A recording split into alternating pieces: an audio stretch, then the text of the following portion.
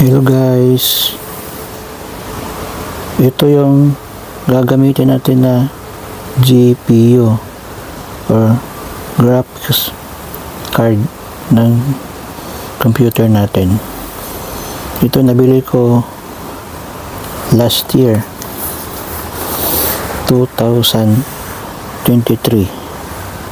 October 2023.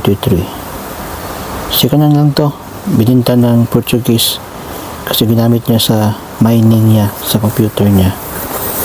Ito, buksan natin.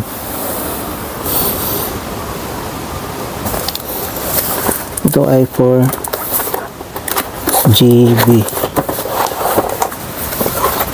4GB. Yan.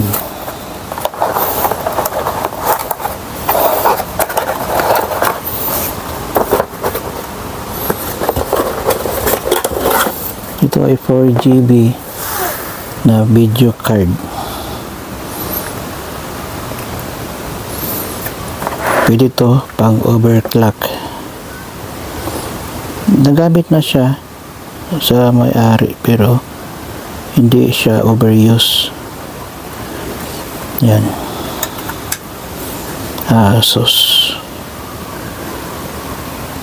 RX 570